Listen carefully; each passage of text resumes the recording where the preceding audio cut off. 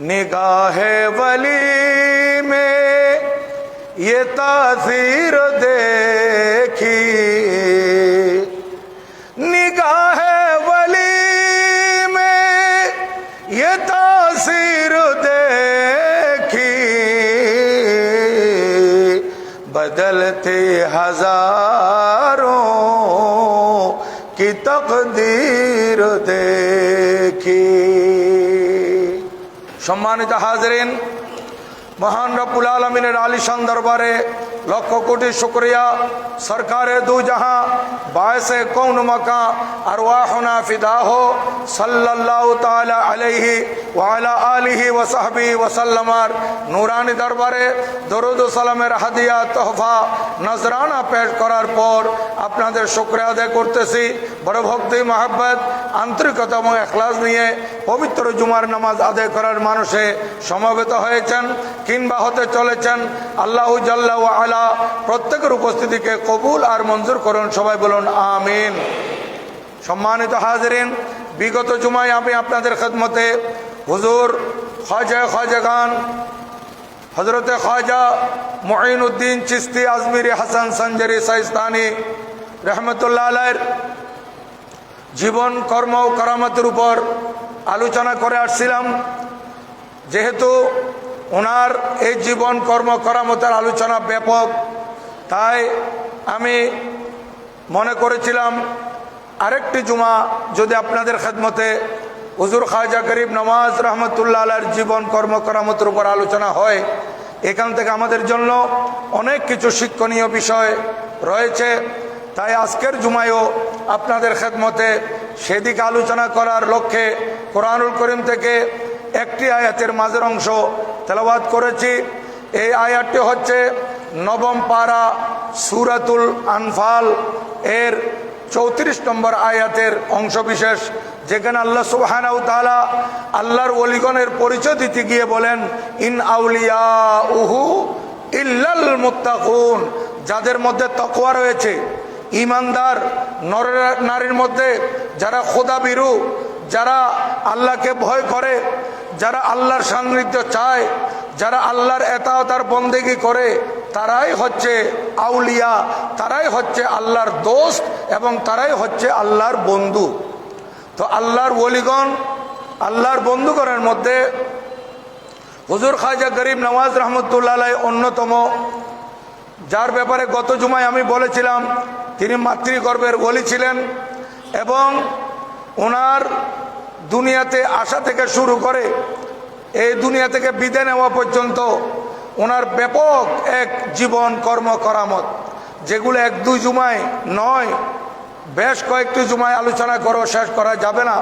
তারপরও সংক্ষেপে আমি এতটুকু বলবো, উনি যখন মাতৃগর্ভে ছিলেন আম্মাজান বিভিন্ন ভালো ভালো স্বপ্ন দেখেছেন, ভালো ভালো খাব দেখেছেন, বুজুর্গানে দ্বীনকে দেখেছেন এবং ওনাদের পক্ষ থেকে এই বেশারত পেয়েছিলেন যে হজরতে সৈয়দা উম্মুল ওয়ারা বিবি মাহনুর গরিব নওয়াজ রহমতুল্লাহ আলাইহির আম্মাজান, যিনি হাসানি সৈয়দ, উনি বলতেছেন আমাকে বলা হলো এই মাহনুর, এই উম্মুল ওয়ারা, তোমার শেকম, তোমার পেট হাসান হোক এবং তোমার গর্ভে যে সন্তান এই সন্তানও হাসান হোক। হাসান মানে সুন্দর, তোমার গর্ভের সন্তান সুন্দর, তোমার গর্ভ সুন্দর। এই কারণে গরিব নওয়াজ রাদিয়াল্লাহু তাআলা আনহু যেদিন দুনিয়াতে আসতেছেন, সঞ্জর এলাকার মানুষ জীবনের কিতাবে লিখতেছে গরিব নওয়াজ রাদিয়াল্লাহু তাআলা আনহুর ডক্টর শেখ সলিম ওনার ডক্টরেট ডিগ্রির থিসিসের মধ্যে উনি এই ঘটনা এনেছেন যে হুজুর খাজা গরিব নওয়াজ রহমতুল্লাহ আলাইহি যে যখন দুনিয়াতে তশরিফ আনতেছেন সেই সময় এলাকার মানুষ তাহাজ্জুদ গুজার ছিল, মানুষ পঞ্জেখানে নামাজটা আদায় করত, নিয়মিত তাহাজ্জুদ গুজার ছিল এবং এক ঘরের মানুষ আরেক ঘরকে জাগিয়ে দিত তাহাজ্জুদের নামাজের জন্য। কিন্তু যেদিন গরিব নওয়াজ রহমতুল্লাহ আলাইহি দুনিয়াতে তশরিফ আনতেছেন, দেখা গেল তাহাজ্জুদের সময় মানুষ তাহাজ্জুদ পড়তে পারছে না। কেন? তারা মনে করেছিল এই রাত তাদের ঘুমের মধ্যে কেটে গেছে, তারা দীর্ঘক্ষণ ঘুমিয়েছে, তাদের খবর নাই। কেন? হঠাৎ করে দেখতেছে পুরো এলাকা সকাল হয়ে গেছে, একেবারে ফর্সা হয়ে গেছে, আলোকিত হয়ে গেছে। এই এলাকার মানুষগুলো ব্যতীত হয়ে গেল, চিন্তায় পড়ে গেল, কিরে আমরা তো নিয়মিত ঘুমাই, তাহাজ্জুদের টাইমে উঠে যাই, কিন্তু এখন আমরা তাহাজ্জুদের টাইমে উঠেছি, আমরা কি সবাই দীর্ঘক্ষণ ঘুমিয়েছিলাম নাকি? তাহাজ্জুদের সময় কেন চলে গেছে? এখন তো ফজর রক্ত হয়ে গেছে দেখতেছি। কিন্তু ওনারা একটা আওয়াজ উঠে গেল ওনাদের মধ্যে যে আমরা তাহাজ্জুদ পড়ব, কিন্তু আজকে হঠাৎ করে দেখতেছি সকাল হয়ে গেছে, আকাশ ফর্সা হয়ে গেছে, আজান হয়ে যাবে ফজরের, ব্যাপার কি? কিন্তু না, তারা দেখতেছে যে চতুর্দিকে যে ফর্সা আলোটা, এটা হযরতে খাজা গিয়াসউদ্দিন হাসান রহমতুল্লাহের ঘর থেকে আসতেছে আলো। ওই আলো হযরতে গিয়াসউদ্দিন রহমতুল্লাহের ঘর থেকে প্রকাশিত হচ্ছে। সবাই ওই দিকে ছুটে গেল। কিছুক্ষণ পর হযরতে সৈয়দ গিয়াসউদ্দিন রহমতুল্লাহের ঘর থেকে খবর আসলো ওনার ঘরে একটা নবজাতক দুনিয়াতে তশরিফ এনেছে। উনি হচ্ছেন হযরতে খাজা গরিব নওয়াজ রহমতুল্লাহ আলাইহি। কে জানে এই সন্তান জগৎ বিখ্যাত ওলি হবে, জগতের মধ্যে আলো ছড়াবে। উনি দুনিয়াতে আসতেই আল্লাহ তাআলার পক্ষ থেকে এমনভাবে আলো নিয়ে এসেছেন, পুরো এলাকা আলোকিত করে দিয়েছেন। পরবর্তীতে মানুষ বুঝতে পারলো না, ফজরের টাইম এখন আরো অনেক আছে, আমরা তাহাজ্জুদ পড়তে পারবো। এই আলো গিয়াসউদ্দিন হাসানের ঘরে যে সন্তান এসেছে, ওই সন্তানের কারণে আলোকিত হয়েছে। এবার দেখেন হযরতে খাজা মুঈনুদ্দিন চিশতি রহমতুল্লাহ আলাইহি, উনি দুনিয়াতে আসার সময় আল্লাহ পাক সুবহানাহু ওয়া তাআলার পক্ষ থেকে কত নেয়ামত নিয়ে এসেছেন। এবং ওনার শৈশবকাল, ওনার যৌবনকাল কেটেছে এ সম্পর্কে আপনারা জানেন। এবং উনি ওনার আব্বার ইন্তেকালের পর উনিও এত বড় মকাম লাভ করতেছেন একজন মজজুব অলির সোহবতের কারণে। সোহবত বড় নেয়ামত। হুজুর খাজা গরিব নওয়াজ রহমতুল্লাহ আলাইহি উনি ওনার মুরিদানদেরকে নিয়ে প্রায় সময় আলোচনা করতেন। যেমন আল্লাহর ওলিগণ, পীর আউলিয়ারা যখন মুরিদরা খানাকা শরীফে বসে, তখন সেখানে কিছু নসিহত করেন। আল্লাহর ওলিরা মুরিদানদেরকে, আল্লাহর বান্দাদেরকে সঠিক পথের দিশা দেওয়ার জন্য কোরআন সুন্নাহর আলোকে ওনারা নসিহত করে থাকেন।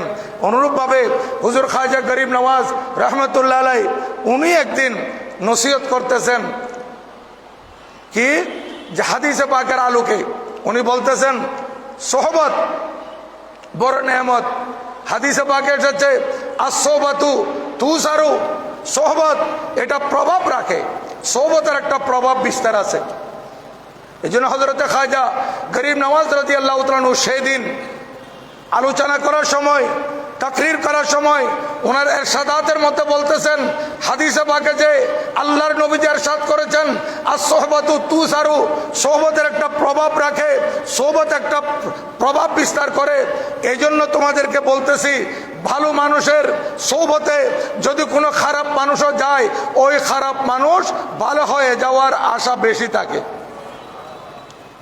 ভালো মানুষের সোহবতে, সোহবত মানে কি? সংস্পর্শ, উঠা বসা, কথাবার্তা, চলাফেরা, ওই ভালো মানুষের সাথে করা। যদি কোনো ভালো মানুষের সোহবতে খারাপ মানুষও যায়, তাহলে সে খারাপ মানুষও ভালো হয়ে যাওয়ার আশা রাখা যায়। আর কোনো ভালো মানুষ যখন খারাপ মানুষের সোহবতে চলে যায়, তখন সেই মানুষ ওই খারাপ মানুষের সোহবতের কারণে সেও নষ্ট হয়ে যায়। এই জন্য আমরা দেখতে পাই ভালো বংশের ছেলে, বাপ ভালো, দাদা ভালো, বংশ বুনিয়াদ ভালো, কিন্তু দেখা যাচ্ছে স্কুলে গেছে, মাদ্রাসায় গেছে, কিংবা এই প্রতিষ্ঠানে যাওয়ার পর কিছু এমন মানুষের সোহবত, এমন লোকদের সোহবত, এমন ছেলেদের সঙ্গে চলে গেছে, যার কারণে এই ভালো লোকটার নাম মুখে পর্যন্ত চুনকালি দিয়েছে ওই ছেলে। কারণ এত ভালো বংশের হওয়ার পরও ওই ছেলের সোহবত নিয়েছিল খারাপ মানুষের। ইয়াবা ব্যবসায়ীদের সোহবতে চলে গেছে, ইয়াবা সেবনকারীদের সোহবতে চলে গেছে, এবং এইভাবে শরাবি, মদদি এবং খারাপ মানুষের সোহবতে যখন চলে যায়, ভালো মানুষও খারাপ হয়ে যায়। এরকম অনেক আছে। এই কারণে সোবতের কথা আমরা বলে থাকি। আমাদের ভাষায় একটা কথা আছে, সৎসঙ্গে স্বর্গে বাস, অসৎসঙ্গে সর্বনাশ। এটা হাদিসে পাকের অনুবাদ হয়ে গেছে। এটা ভালো মানুষের সোবত, এটা মানুষকে স্বর্গে নিয়ে যায়, আর খারাপ মানুষের সোবত ভালো মানুষকেও সর্বনাশ করে ছাড়ে। এই জন্য গরিব নওয়াজ রহমতুল্লাহ আলাইহি নসিহত করার সময় বলতেছিলেন, সালেক যারা আল্লাহর ওলি সুফিয়া ইকরাম বলে থাকেন যে মানুষ সোবতের কারণে অনেক নেমত পায়। এ পর্যন্ত যত নেমত আল্লাহর বান্দারা পেয়েছে এরা সোবতের কারণে পেয়েছে। সোবতের দ্বারাই মানুষের পরিবর্তন চলে আসে। এই জন্য সুফিয়ারা বলতেছেন ভালো আমলের চাইতে ভালো সোবতের দাম বেশি। নেক আমল থেকে, নেক আমল তো ভালো, ভালো আমল উত্তম, কিন্তু বলতেছেন এই নেক আমল থেকে নেক মানুষের সোবত আরো দামি। কারণ আপনি যখন নেক আমল করবেন, ভালো আমল করবেন, এটা আপনি নিজে নিজে করতেছেন, কিন্তু যখন আপনি একজন মর্দে মোমেন, মর্দে কামেল, মর্দে হক আল্লাহর ওলির সোবতে চলে যাবেন, তখন আপনি এখন যেটা করতেছেন এর চাইতে আরো বেশি নেক আমল করার সৌভাগ্য নসিব হবে। এই জন্য বলতেছে নেক আমল থেকে নেক মানুষের সোবত আরো দামি। অনুরূপভাবে খারাপ আমল থেকে খারাপ মানুষের সোবত আরো খারাপ। খারাপ আমল আপনি করতেছেন, কিন্তু খারাপ মানুষের সোবতে যখন চলে যাবেন, যে খারাপ আমল আপনি করতেন তার থেকে আরো বেশি খারাপের মাত্রা বেড়ে যাবে। এই জন্য খারাপের সোবত খারাপ আমল থেকে আরো মারাত্মক। ভালো মানুষের সোবত নেক আমল থেকে উত্তম। এটা আমার গরিব নওয়াজ রহমতুল্লাহ আলাইহি বলেছিলেন। এই কথা বলতে গিয়ে উনি সোবতের উদাহরণ দিচ্ছেন। ফারুক আজম ইসলামী জাহানের দ্বিতীয় খলিফা হযরত উমর ইবনুল খাত্তাব রাদিয়াল্লাহু তাআলা আনহুর একটা ঘটনা দিয়ে উনি আলোচনা করতেছেন। বলতেছেন, শুনো উপস্থিতি, এটা আমার গরিব নওয়াজ রাদিয়াল্লাহু তাআলা আনহুর বাণী। এটা দলিলুল আরিফিনের মধ্যে হযরতে কুতুবউদ্দিন বখতিয়ার কাকি রহমতুল্লাহ আলাইহি ওনার পীরের এই আলোচনা উনি এনেছেন দলিলুল আরিফিন কিতাবের মধ্যে। লিখতেছেন, ফারুক আজম রাদিয়াল্লাহু তাআলা জামানায় ইরাক যখন ফতহ হলো, স্বাধীন হলো, ইরাকের অমুসলিম বাদশা গ্রেফতার হলো। গ্রেফতার হওয়ার পর হযরত সৈয়দনা ফারুক আজম রাদিয়াল্লাহু তাআলার দরবারে নিয়ে আসা হলো। ওই ইরাকের বাদশা বন্দী হয়ে উপস্থিত ফারুক আজম রাদিয়াল্লাহু তাআলার দরবারে। এখন হযরত সৈয়দনা ফারুক আজম রাদিয়াল্লাহু তাআলা বলতে লাগলেন, এই বাদশাহ, তুমি যদি কলমা পড়ো, মুসলমান হয়ে যাও, আমি তোমাকে তোমার বাদশাহী আবার ফেরত দেব। কারণ এখন ইরাক মুসলমানদের হাতে চলে আসছে, তুমি যদি বাদশাহী করতে চাও তাহলে তোমাকে মুসলমান হতে হবে। তুমি যদি মুসলমান হও তাহলে আমি তোমাকে তোমার রাজত্বী বাদশাহী ফেরত দেব। সে বলতেছে, হুজুর আমি মুসলমান হব না, আমি কলমা পড়ব না। সে তার আগের দিনের উপর অটল। ফারুক আজম রাদিয়াল্লাহু তাআলা বললেন, ইম্মাল ইসলাম আও ইম্মা সাইফ, তুমি কোনটা কবুল করবে বলো। হয়তো তোমাকে ইসলাম কবুল করতে হবে, নতুবা তলবারি তোমাকে কবুল করতে হবে। এই তলবারি দিয়ে তোমার শির উচ্ছেদ করা হবে, সেটা তুমি পছন্দ করো, নাকি ইসলাম কবুল করে রাজত্ব ফেরত পাও, এটা পছন্দ করো। সে বলতেছে, আমি তলবারিকে ভয় পাই না, আমি কলমা পড়ব না। হযরত সৈয়দনা ফারুক আজম রাদিয়াল্লাহু তাআলা বলেন, তলবারি নিয়ে আসো। তলবারি নিয়ে আসা হলো। এই বাদশাহ ও মুসলিম বাদশাহ সে কলমা পড়বে না, কিন্তু হযরত সৈয়দনা ফারুক আজম রাদিয়াল্লাহু তাআলা আনহুকে বলতে লাগলেন, হুজুর আমি তো মারা যাব, আমার দর থেকে মাথা পৃথক করে নেওয়া হবে, কিন্তু এর আগে আমার একটা ইচ্ছা আছে, আমার ইচ্ছাটা আপনাকে একটু পূরণ করতে হবে। বলে, তোমার ইচ্ছা কি বলো? সে বলতেছে, আমার ইচ্ছা হচ্ছে মাটির পাত্রের মধ্যে আমি একটু পানি পান করতে চাই। মাটির পাত্র, আমি পানি পান করব। হুজুর এই মাটির পাত্রে আমাকে পানি দেওয়া হবে, যতক্ষণ না পর্যন্ত আমি পানি পান করা শেষ করব না, যতক্ষণ সময় লাগে, যতক্ষণ সময় নিয়ে আমি পানি পান করব, ততক্ষণ আপনি আমাকে শিরুচ্ছেদ করতে পারবেন না, আমাকে বিচারের মুখোমুখি আমার ফয়সালা আপনি করতে পারবেন না, এটা আমার সাথে ওয়াদা করেন। পানি পান করলে তারপর আপনি আমাকে শিরুচ্ছেদ করে দিবেন। বলে হ্যাঁ ঠিক আছে, তুমি পানি পান করো, তোমার জীবন চলে যাবে আর তোমার একটা শেষ ইচ্ছা পূরণ হবে না। এটা কেমনে হয়? পানি এনে দেওয়া হলো মাটির পাত্রে, সে পানি পান করার বাহানায় হাত থেকে পাত্রটা ছেড়ে দিয়েছে। মাটির পাত্র মাটিতে পড়া মাত্র, নিচে পড়া মাত্র ভেঙে চুরমার হয়ে গেছে, পানি মাটিতে মিশে গেছে। এখন সে আর পানি পান করতে পারে নাই। বলে হুজুর, আপনি আমার সাথে ওয়াদা করেছিলেন আমি যতক্ষণ পানি পান করব না ততক্ষণ আপনি আমাকে শিরুচ্ছেদ করবেন না। এই পানি তো নাই, পানি তো পড়ে গেছে, আমি পান করতে পারি নাই। হযরতে ফারুক আজম রাদিয়াল্লাহু তাআলা বলেন, তোমার কাছে বেশ বুদ্ধি আছে দেখতেছি, যাও আমি তোমাকে মাফ করে দিলাম। তোমার বুদ্ধিমত্তার কারণে আমি তোমাকে ক্ষমা করে দিলাম, বাকি তুমি দেশে ফেরত যেতে পারবে না, আমি তোমাকে একজন মানুষের সৌবতে দিয়ে দিচ্ছি।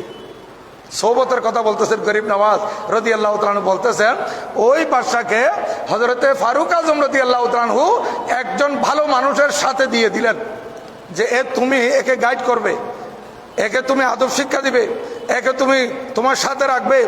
ওই ভালো লোকের সৌবতে থাকতে থাকতে থাকতে থাকতে বেশ কিছুদিন পর ওই ইরাকের বাদশা যে তলবারিকে ভয় পায় নাই, ইসলাম কবুল করবে না, সেই ব্যক্তি আইসা বলতেছে, হুজুর আপনার হাতটা টেনে দেন, আমি আপনার হাতে কলমা পড়ে মুসলমান হয়ে যাব।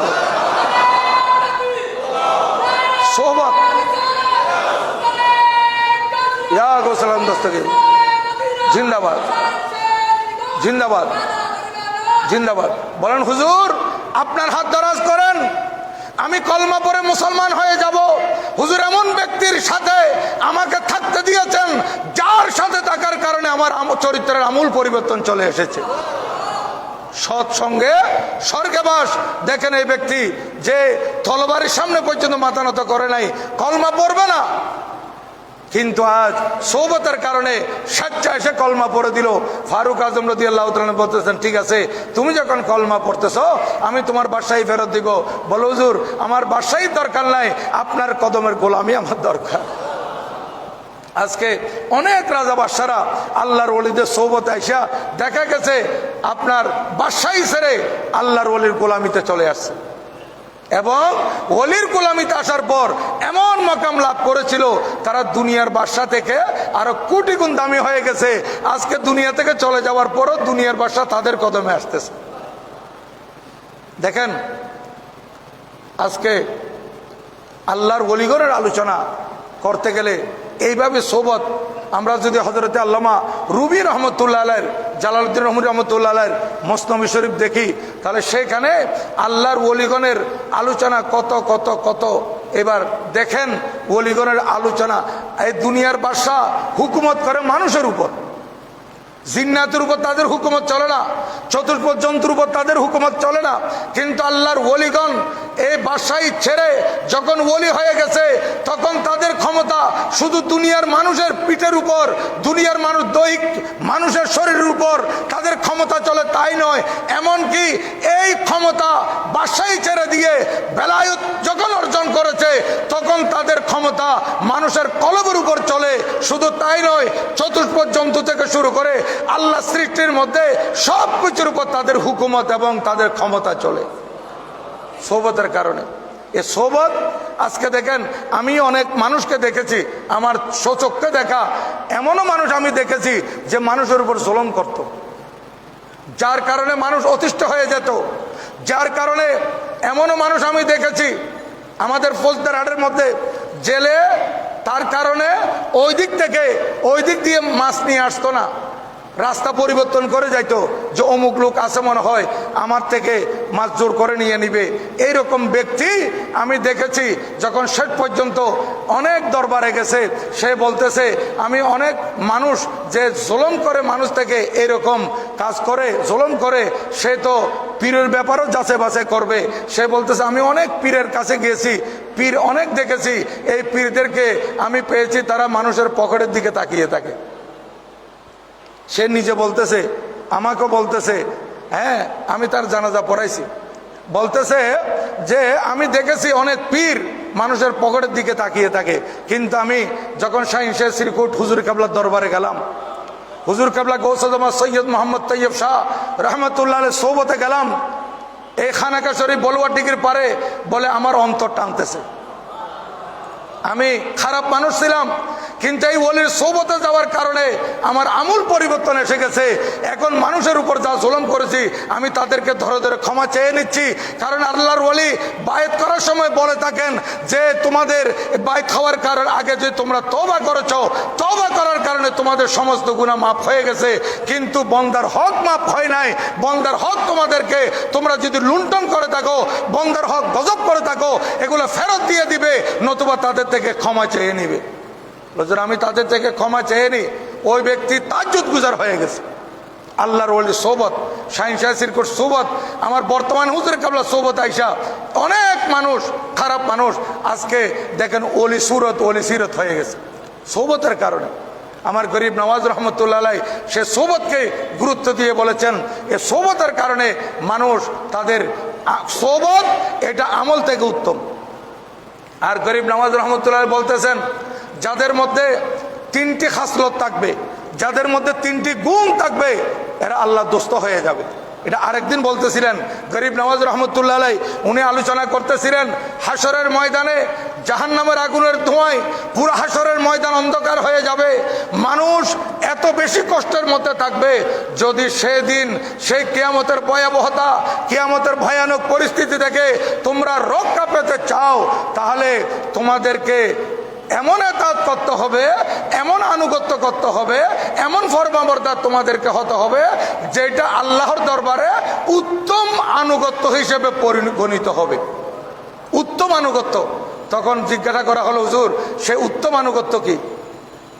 হুজুর খাজা গরিব নওয়াজ রহমতুল্লাহ আলাই মুরিদানদেরকে বলতেছেন উত্তম আনুগত্য হচ্ছে, আমি তোমাদেরকে বলতেছি, যাহা দ্বারা আল্লাহ সুবহানাহু ওয়া তাআলা বেশি খুশি হয়ে যান, এটা অত্যন্ত ভালো এতাত, উত্তম আনুগত্য। সেটা হচ্ছে যেই সমস্ত মানুষ দুঃখী, যাদের উপর জুলুম করা হয়েছে, যারা দুঃখী, যাদের মন ভেঙে গেছে, এই ধরনের মানুষ যদি তোমাকে কিছু বুঝাতে চায়, সে ভারাক্রান্ত মন নিয়ে, হৃদয় নিয়ে তার বোঝা একটু হালকা করার জন্য তোমাকে যদি কিছু বুঝাতে চায়, তুমি তাকে একটু সময় দিও। দেখেন এখন অনেক দুঃখী মানুষ আছে, আমাদেরকে কিছু বুঝাইতে চাইলে যাও এখন আমার সময় নাই, পরে বলবো, তোমার এই কথা শোনার আমার সময় নেই, আমি চলে যাচ্ছি, এরকম না বলে যদি দেখেন কোনো হতদরিদ্র দুঃখী মানুষ দেখলে সে যদি আপনাকে কিছু বলতে চায়, আপনি কিছু করতে পারেন না পারেন, কমপক্ষে তার কথাগুলো একটু শোনার চেষ্টা করবেন।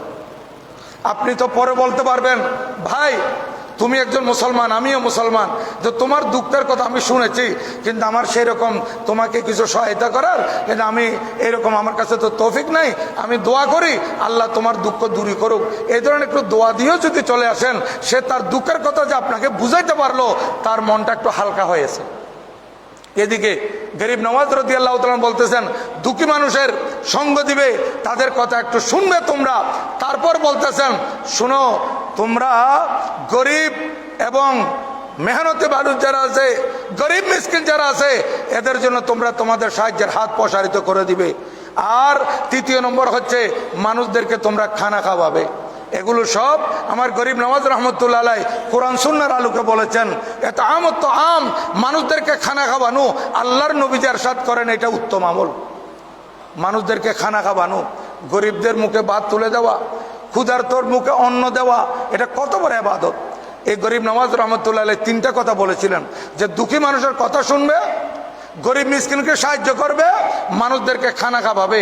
এটা হচ্ছে উত্তম এতাত, উত্তম আনুগত্য।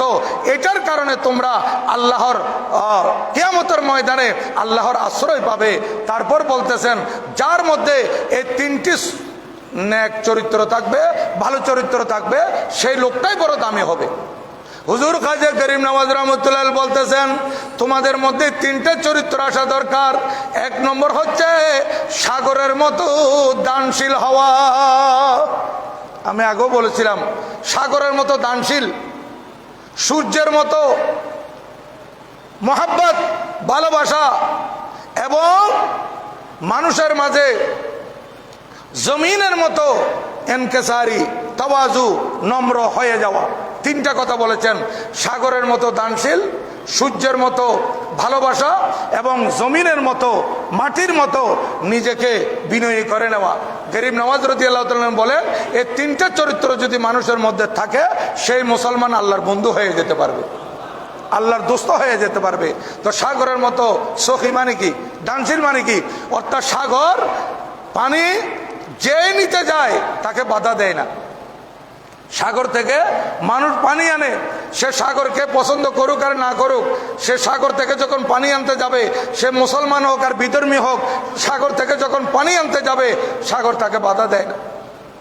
সাগর এমন সখী, এমন দানশীল, যেই তার কাছে আসুক সে দান করতে থাকে, দান করতে থাকে। দ্বিতীয় নম্বর, সূর্যের মতো সবকতার ভালোবাসার অধিকারী হওয়া, অর্থাৎ এটা কিয়ামতের একটা আলামত। মানুষের অন্তর থেকে মায়া উঠে যাবে, ভালোবাসা উঠে যাবে, মানুষ পশুর মতো হয়ে যাবে, হিংস্র হয়ে যাবে, যা নমুনা কিছু কিছু আমাদের মাঝে সমাজে দেখা যায়।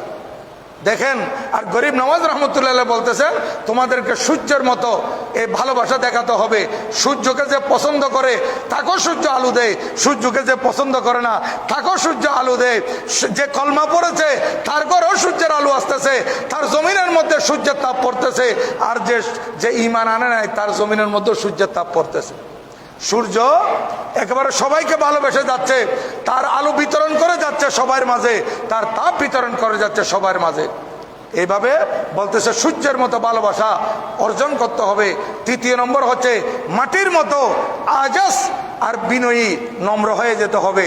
যেমন আমরা আজকে যে চাষাবাদ করতেছি, হযরত আদম আলাইহিস সালাম থেকে শুরু করে এই চাষাবাদ যে আরম্ভ হয়েছে, আজকে চাষিরা নাঙ্গল নিয়ে যখন মাটির উপর তার নাঙ্গল লাগিয়ে দেয়, তখন মাটির বুকটা ছিঁড়ে ফেলে, মাটির বুকটা চিরে ফেলে। মাটির বুকের উপর দিয়ে যখন নাঙ্গল চালিয়ে দেয়, তেল নাঙ্গলের দ্বারায় তার বুক ফেটে যাচ্ছে, কিন্তু জমিন আওয়াজ করতেছে না। জমিন বলতেছে, ঠিক আছে, তুমি আমার থেকে উপকার নেওয়ার জন্য আমাকে কষ্ট দিচ্ছ আর কি, কিন্তু আমি এটা সহ্য করব। কারণ জমিন যদি বলতো, খবরদার আমার উপর নাঙ্গল দিতে পারবে না, আমি এটা সহ্য করতে পারবো না, তাহলে আমরা তো এই ধান আর চাল এগুলো পেতাম না। জমিনের মধ্যে যে ফসল, এগুলো আমরা পেতাম না। জমিন এত বিনয়ী, জমিনকে আপনি কুড়াল দিয়ে আঘাত করেন, জমিনের মধ্যে দা দিয়ে আঘাত করেন, আপনি জমিনের মধ্যে আপনার এই যে নাঙ্গল দিয়ে আঘাত করেন, জমিন কিছু বলতেছে না। আজকে জমিন যদি বলতো আমাকে খনন করা যাবে না, নিচের দিকে যাওয়া যাবে না, আমার মাটি উপড়ানো যাবে না, এই অবস্থা যদি হতো, একটা বিল্ডিং পৃথিবীর জমিনে থাকতো না। আজকে এক একটা বিল্ডিং করার জন্য জমিনকে কত নিচে নিচে পর্যন্ত মাটি খনন করে আজকে জমিনের ভিতর ফাউন্ডেশন দিতে হচ্ছে। বলতেছে জমিনের মতো আমাদেরকে নম্র হয়ে যেতে হবে। আমাদের উপর অনেক আঘাত প্রতিঘাত আসবে, কিন্তু যারা আঘাত করতেছে আমরা ক্ষমা মহত্বের লক্ষণ। আমি তার বিচারের দিকে না গিয়ে তাকে ক্ষমা করে দিতে পারলে সে একদিন বুঝতে পারবে, হ্যাঁ এই লোকটা কত মহৎ, আমি তার উপর কত আক্রমণ করেছি, তার উপর কত অত্যাচার করেছি, কিন্তু সে আজকে আমাকে ক্ষমা করে দিল। জমিন, জমিনের মতো বিনয়ী, এই তিনটা জিনিস যদি আমাদের মধ্যে থাকে, সাগরের মতো দানশীলতা, সূর্যের মতো ভালোবাসা, জমিনের মতো নম্রতা, এই তিনটা গুণ যদি আমাদের মাঝে আসে, আমরা যদি এই তিন গুণের গুণান্বিত হতে পারি, তাহলে আমরা আল্লাহর ভালোবাসা, আল্লাহর মহব্বত পেয়ে যাব এবং আল্লাহ পাক আমাদেরকে ওলি হিসেবে করে নেবেন। এই এরশাদ আমার গরিব নওয়াজ রহমতুল্লাহ আলাইহি মুরিদানদেরকে করেছিলেন। এগুলা কিতাবের মধ্যে আসছে, আজকে আমি আপনাদের খেদমতে আরজ করলাম। এবং গরিব নওয়াজ রাদিয়াল্লাহু তাআলা বলতেছেন, তোমাদের মধ্যে উত্তম ওই ব্যক্তি, তোমাদের মধ্যে সবচেয়ে উত্তম, যেটা বিগত জমা আমি হাদিসে পাকের আলোকে করছি। আল্লাহর ওলিগণ যে আলোচনা করেন, এগুলো কোরআন হাদিসের আলোকে করে থাকেন। আমার গরিব নওয়াজ বলতেছেন, মুমিন ওই ব্যক্তি যে ব্যক্তি অন্য কোনো মানুষকে কষ্ট দেয় না, যে অন্য মানুষের অন্তরে আঘাত দেয় না। আপনি যদি আরেকজনের আঘাত দেন, অন্তরে আঘাত দেন, আপনি মুমিন দাবি করেন, মুমিন মুখে দাবি করবেন, কিন্তু মূলত আপনি মুমিন থাকতে পারতেছেন না। যেটা হাদিসে পাকে আছে, প্রতিবেশীকে কষ্ট দিলে, নিজের পাড়ার মানুষকে কষ্ট দিলে, মুসলমান ভাইকে কষ্ট দিলে সে পরিপূর্ণ মুমিন হতে পারে না। যেগুলা আল্লাহর ওলিগণ আমাদেরকে বুঝাইছেন, এর উপর আমরা যাতে আমল করতে পারি। আজকে দেখেন গরিব নওয়াজ রহমতুল্লাহ আলাই দেশের মানুষের মধ্যে এত সুন্দরভাবে মানুষদেরকে বুঝাতে বুঝাতে বুঝাতে বুঝাতে তাদের কলবের মধ্যে রাজত্ব কায়েম করেছেন এবং সোবতের কারণে এদেরকে এমন উপরে নিয়ে গেছেন। আজকে গরিব নওয়াজ রহমতুল্লাহ সোবতে যত মানুষ এসেছে এরা কুতুব হয়েছে, আবদাল হয়েছে, গৌস হয়েছে, বড় বড় আল্লাহর ওলি হয়েছে এবং যারা ওলি হতে পারে নাই এরা পরিপূর্ণ মোমেন হয়ে গেছে, পরিপূর্ণ মোমেন। আজকে আল্লাহর ওলির সোবত, আমরা শাহিনশাহ সিরকুট আসলে আল্লাহর ওলির সোবতে কেন আসি? যে আল্লাহর ওলির সোবতে আসলে মানুষের পরিবর্তন হয়, অনেক পরিবর্তন হয়। তাই আল্লাহ পাক সুবহানাহু ওয়া তাআলা হুজুর খাজা গরিব নওয়াজ রহমতুল্লাহ আলাইহির দুই তিনটি ইরশাদাত, দুই তিনটি বাণী যেগুলো আমরা কোরআন হাদিসের আলোচনায় বর্ণনা করেছিলেন, শুনেছি। আল্লাহ পাক সেই মতে আমাদেরকে আমল করার তৌফিক দান করুন, আমিন। সম্মানিত হাজিরিন, আগামী জুমা থেকে ইনশাআল্লাহ আপনাদের খেদমতে পবিত্র মেরাজুন নবী সাল্লাল্লাহু আলাইহি ওয়াসাল্লামের উপর আলোচনা করা হবে, যদি আল্লাহ পাক হায়াতে বাঁচিয়ে রাখেন এবং আপনাদের মাঝে আসার তৌফিক হয়, সেই দিকে আলোচনা হবে। ওয়া মা আলাইনা ইল্লাল বালাগ। ওয়াসসালামু আলাইকুম ওয়া রাহমাতুল্লাহি তাআলা ওয়া বারাকাতুহু। যারা সুন্নাত